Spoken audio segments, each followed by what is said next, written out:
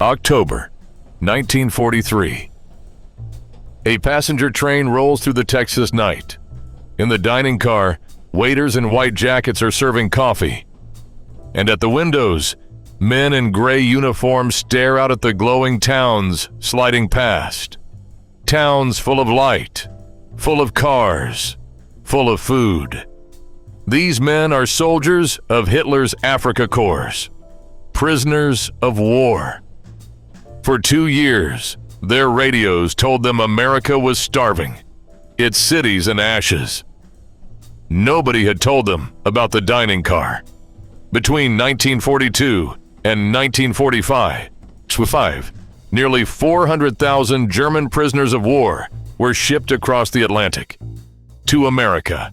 They filled more than 500 camps, spread across 46 states. Most Americans today have no idea it ever happened. And the strangest part isn't that the enemy lived here. It's what happened when he arrived, because the men who came expecting hell were handed a tray. This is the Silent Front. True war stories they never taught you. This one begins in the desert. May 1943. North Africa. The Afrika Korps. Rommel's famous Desert Army collapses in Tunisia. In a single month, some 275,000 Axis soldiers laid down their rifles. Britain, already packed with prisoners, looks across the ocean. America has space. America has food. And every ship carrying American troops to Europe is sailing home empty. The solution writes itself. Fill them with prisoners. Now, put yourself inside the head of a German private. Let's call him Karl. He's 23. For years, his newspapers and radio told him exactly what awaited prisoners of the Americans. Starvation, beatings, slave labor in mines. He'd been told New York was rubble, flattened by the Luftwaffe. He'd been told America itself was broke, hungry, and falling apart. Karl believed all of it. The crossing was supposed to be the first punishment. Men whispered about being chained in cargo holds, about being left to drown if U-boats attacked. Instead, Karl got a bunk, blankets, 3 meals a day from an American Army kitchen, while his own army had been feeding him tinned horse meat in the desert. Some men refused to eat at first, convinced the food was drugged. By day 3, nobody refused anything. Then came the moment that broke 1,000 propaganda broadcasts at once. The ship steamed into New York Harbor. And there it was, the skyline, intact, untouched, gleaming. Men crowded the rails in total silence. One thought passed through the whole deck at the same time. They lied to us. And if Berlin had lied about New York, what else had Berlin lied about? Ashore, Karl braced for the cattle cars. That's how prisoners moved in Europe. Instead, American military police walked them to Pullman passenger coaches, upholstered seats, windows, porters moving down the aisle with sandwiches and coffee. Karl sat down very carefully, like the seat might be a trap. Some prisoners decided the whole thing was staged, a fake train through a fake country, arranged to impress them. The illusion just refused to end. For 4 days, the illusion rolled past the window. Cities blazing with electric light. No blackout. Highways full of private cars. Grain silos. Cattle to the horizon. Back home, Karl's mother was queuing for bread. Here, entire train stations smelled of coffee and donuts. Somewhere around Missouri, the men stopped joking about propaganda. They just watched. The train stopped on the Texas plains. Barbed wire, guard towers, This part, at least, looked familiar. Carl squared his shoulders and prepared for the hell he'd been promised. Inside the gate, he found rows of clean wooden barracks, hot showers, a bed with a mattress and 2 blankets made up like a hotel, and from a long, low building in the middle of camp came a smell he couldn't immediately place. It was dinner. By treaty, prisoners received the same base ration as American soldiers, which meant that on his first night in captivity, Carl was handed a metal tray holding more meat than he'd seen in months. Beef, potatoes, vegetables, white bread so soft that some Germans genuinely mistook it for cake, and real coffee, a thing that had vanished from Germany years earlier. Around the mess hall, grown men went quiet. A few slipped slices of bread into their shirts. Old habits from a hungry army. So why? Why would a country at war feed its enemies steak? 3 reasons. First, America had signed the Geneva Convention of 1929, and the Army followed it to the letter. Second, cold self-interest. Tens of thousands of American boys sat in German camps, and Washington wanted no excuse for mistreating them. And third, the quiet reason. It was easy. America had so much food that feeding 400,000 extra men barely registered. Not every American was thrilled.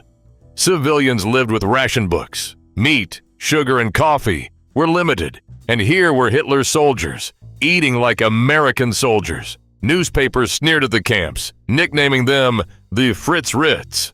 Congressmen demanded investigations. The Army's answer never changed. We treat prisoners by the book, and we'd rather be accused of decency than give Berlin an excuse. Camp life settled into something almost surreal. The canteen sold cigarettes, Coca-Cola, and yes, beer. Prisoners who worked earned 80 cents a day in canteen credit.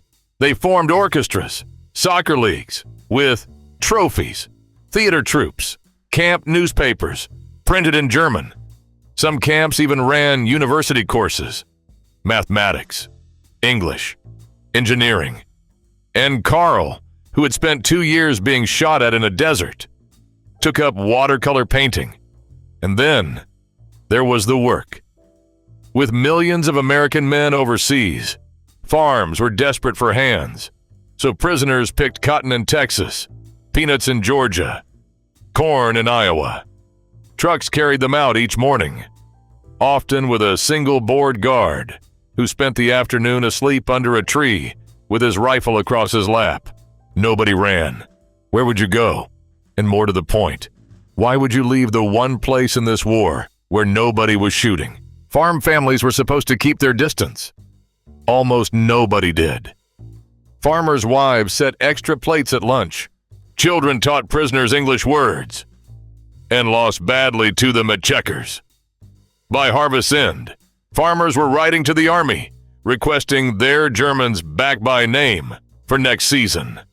In dusty small towns across America, people got their first close look at the enemy and found, to everyone's private embarrassment, that they mostly liked him. Of course, some men did escape. Out of nearly 400,000 prisoners, only about 2,200 ever tried, less than 1%, and nearly all were back within days. The stories read like comedy. Escapees flagged down police cars to turn themselves in once they got hungry. 2 men slipped out of camp, walked to town, watched a movie, and climbed back over the wire in time for dinner. The FBI kept files. The files kept ending the same way. Subject returned voluntarily. The strangest battle was fought by mail.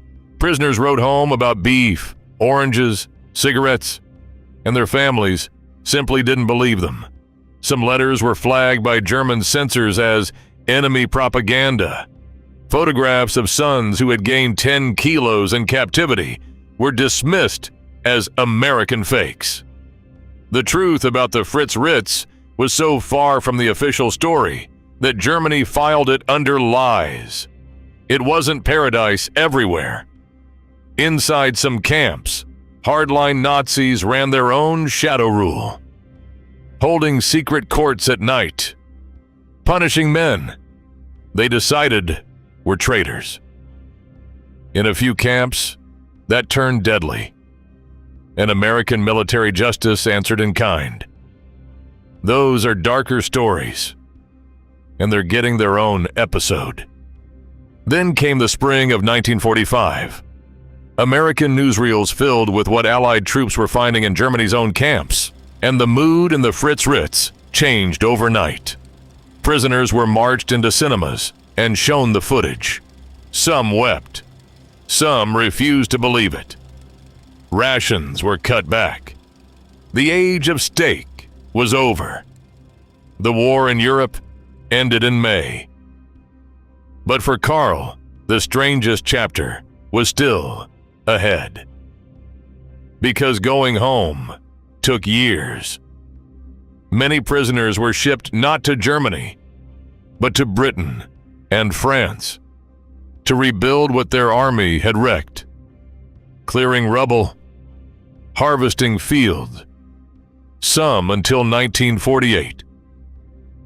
When Karl finally stepped off a train in Germany, he was thin again. His city was gone. His country was a ruin, run by the armies he'd surrendered to. And yet, the men of the American camps carried something home that no one could ration. They had seen the enemy up close. His farms, his kitchens, his absurd abundance, his ordinary kindness. Thousands had learned English. Some had learned trades. All of them had learned that everything they'd been taught about America was a lie. In a broken Germany, that knowledge was worth more than money. Here's the ending nobody predicted. In the years after the war, thousands of former prisoners did everything they could to come back. As immigrants, they married American women, opened bakeries and machine shops, became citizens of the country that had caged them. Decades later, old men in their 70s flew across the Atlantic to stand in empty Texas fields where the barracks used to be, and cried. The old camps held reunions. The guests of honor were the prisoners. 400,000 enemies came to America. America gave them beds, beef, and 80 cents a day, and quietly won 400,000 arguments about what kind of country it was. It may be the cheapest weapon ever fielded, decency. This has been the silent front. If stories like this belong in your feed, subscribe. Because next time, a German POW escapes in 1945, builds an American life under a false name, and surrenders on live television 40 years later.